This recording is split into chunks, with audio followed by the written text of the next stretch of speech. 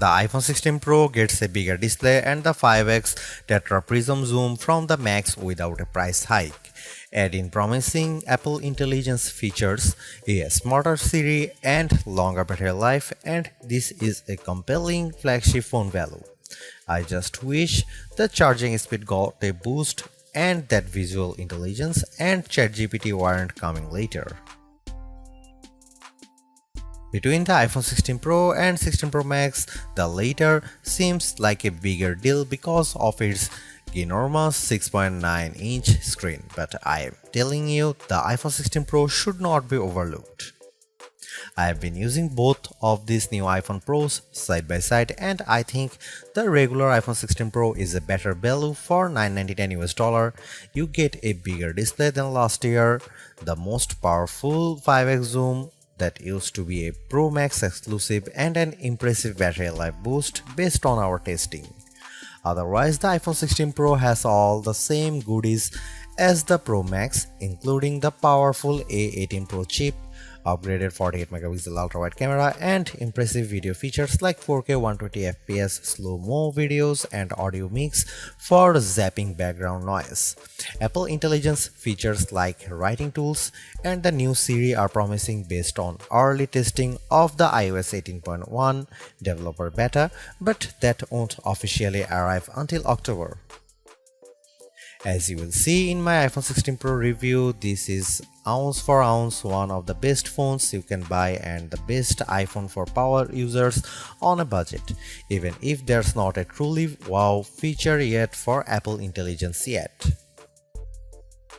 The iPhone 16 Pro goes on sale September 20 and starts at $999 for 128GB of storage. It's worth noting that the iPhone 16 Pro Max features 256GB of capacity in its base model. The good news is that you can get 256GB of storage for $100 less than the iPhone 16 Pro Max, and you get the same max storage option of 1TB for those willing to really splurge. The iPhone 16 Pro is still a compact phone, but there is a trade-off with getting a larger display. It's now more of a mid-size phone now as opposed to a small phone as the size and weight have grown. This handset measures 5.89 by 2.81 by 0.32 inches and weighs 7.03 ounces, compared to 5.77 by 2.78 by 0.32 inches and 6.6 ounces for the iPhone 15 Pro. So the new iPhone is taller and wider and just as thin, but there's some more heft to it. The good news is that the iPhone 16 Pro is still easy to use with one hand as Apple made the bezels thinner. The design should be more durable too, as Apple claims that the ceramic shield display is 50% tougher. Plus, the band is still made of titanium, which is more durable than aluminum. The iPhone 16 Pro colors aren't very flashy compared to the regular iPhone 16. There's white titanium, black titanium, natural titanium, and the new desert titanium, which is like a soft rose gold. I prefer the desert hue because it looks new. Don't expect much new from the iPhone 16 display. The only real news beyond the size increase to 6.3 inches for this OLED screen is that it can get dimmer. The minimum is now just 1 nit. I put the two phones side by side in a dark room and I noticed the difference immediately. What's the benefit? You can use your phone in bed without disturbing your partner, and if you are using standby mode, the iPhone 16 Pro won't be as bright when you are using it overnight as an alarm clock. Otherwise, you get the same 120Hz refresh rate on this Pro Motion display and the same max brightness. Apple claims a peak brightness of 2000 nits outdoors and 1600 nits for HDR content. We simulate outdoor conditions with a flashlight and the iPhone 16 Pro reached 1553 nits. That's higher than the Galaxy S24 Ultra but way behind the Google Pixel 9 Pro. Apple has added a new button to the iPhone 16 Pro, but it's not technically a button. The camera control is a recessed capacitive switch that provides haptic feedback. Press once to launch right into the camera and press again to snap a photo. It's simple and works well in landscape and portrait mode. I found it easy to launch straight into the camera, and I like that you can press and hold the camera control to record a video. Though, if you take your finger off the button, the video stops. I wish you could customize that. The camera control has a lot of tricks, including the ability to zoom in and out by sliding your finger left and right on the button, and a soft double press launches a mini menu. You can scroll through it to tweak things like exposure, depth, and choose photographic styles. There's a learning curve to camera control, but I'm glad that it's an option. Plus, this frees up the action button on the left side of the iPhone 16 Pro for programming other shortcuts. The iPhone 16 Pro has a few key upgrades that I appreciated during my testing. There's a sharper 48MP ultra-wide camera, a faster 48MP main fusion camera with zero shutter lag, and the 5x tetra prism zoom borrowed from the Pro Max series. In addition, photographic styles are integrated directly into the Camera and Photos app, so you can change skin undertones and the mood effect of your photo on the fly. Plus, you can tweak it after the fact. To test the iPhone 16 Pro's faster performance, I had my son take a photo of me shooting a jump shot side by side with the iPhone 15 Pro, and the result is brighter and more detailed image. How does the iPhone 16 Pro compare to the best camera phones? I shot a number of pictures using the iPhone 16 Pro alongside the Samsung Galaxy S24 Ultra and the Google Pixel 9 Pro XL to find out. I put the ultra-wide camera to the test on the iPhone 16 Pro with this shot of a beach and apple comes out on top. The colors are more natural through the iPhone versus the Galaxy S24 Ultra, and Samsung's peak looks distorted on the right side by the flowers. Here are some camera samples of iPhone 16 Pro.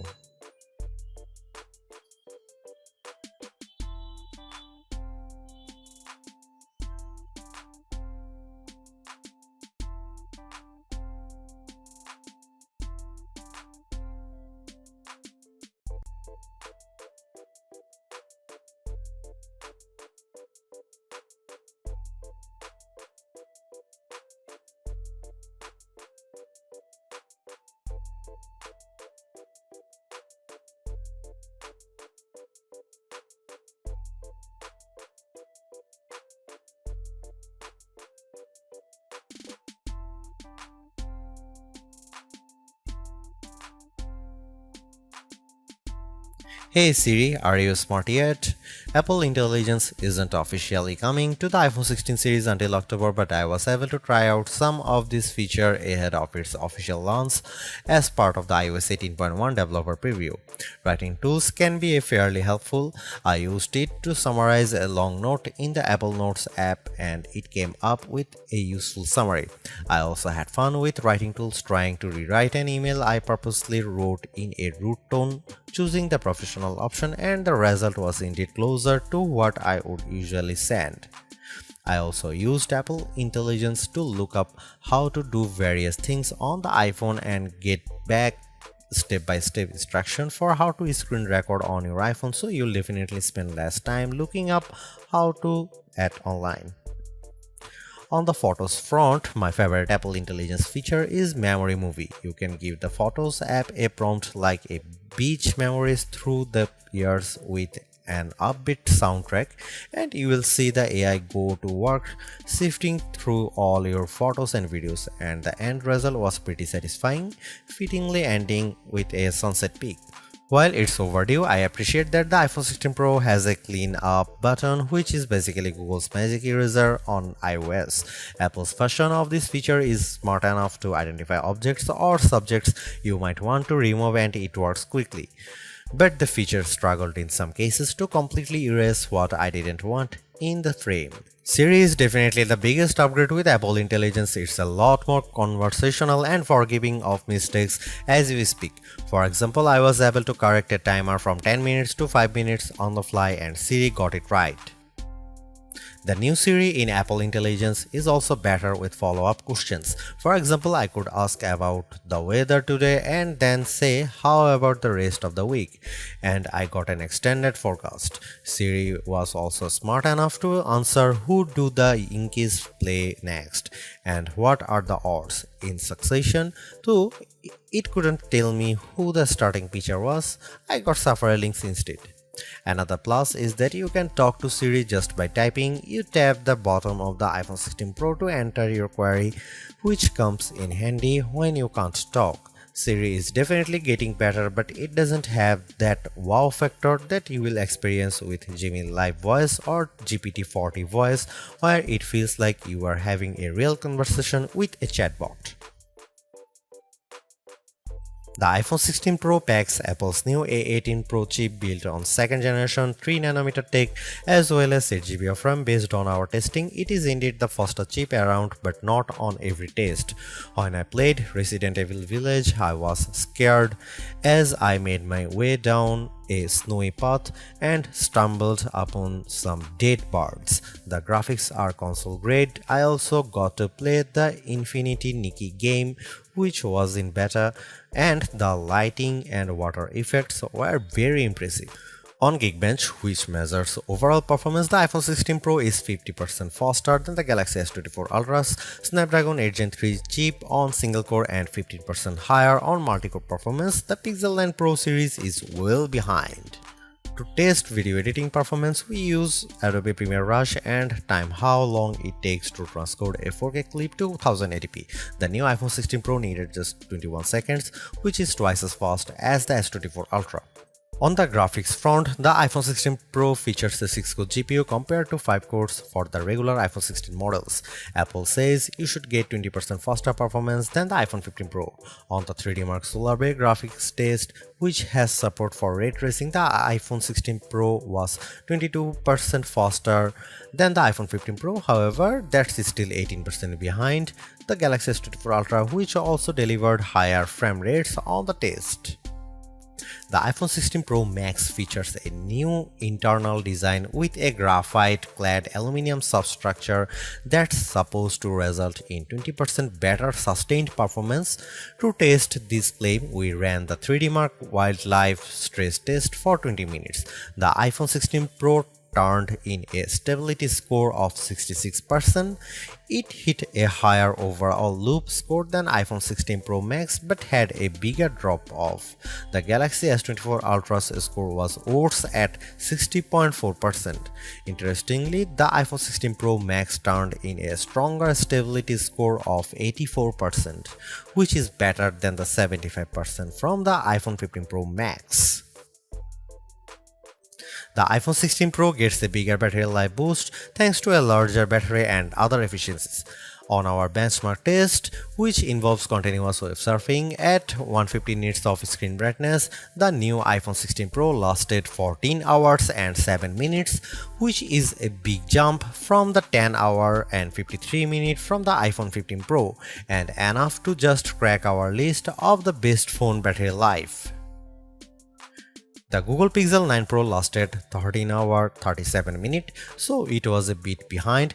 The larger Galaxy S24 Ultra endured for 16 hours 45 minutes. The bad news is that the iPhone 16 Pro has the same 20-watt charging speeds as before, so it wasn't a surprise to see it get to 56% capacity in 30 minutes.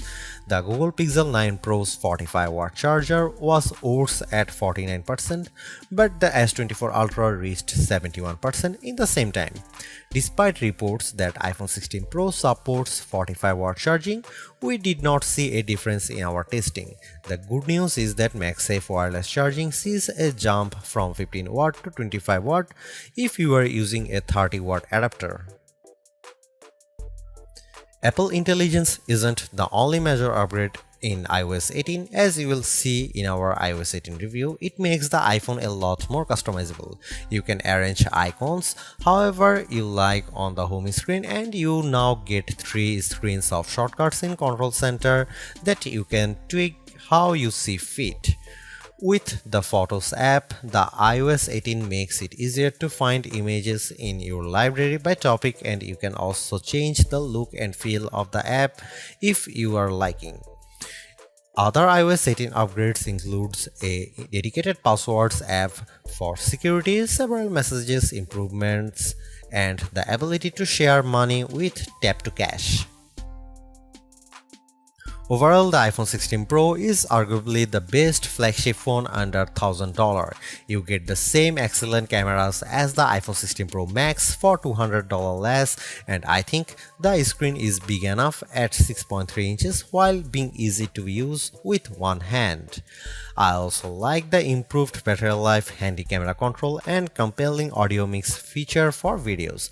The Apple Intelligence capabilities such as writing tools, the new Siri, and cleanup show promise, but some of the more exciting features like ChatGPT integration, image background, and the Google Lens like visual intelligence are coming later. In terms of the competition, I think the Galaxy S24 Plus and Google Pixel 9 Pro have more compelling AI features right now, but I prefer the camera system from the iPhone in many cases and the extra performance from its A18 Pro chip. Should you upgrade to the iPhone 16 Pro? If you have an iPhone 13 Pro or older phone, I'd say yes. And if you have an iPhone 14 Pro, I'd say wait to see how well Apple Intelligence works once it fully rolls out before you buy.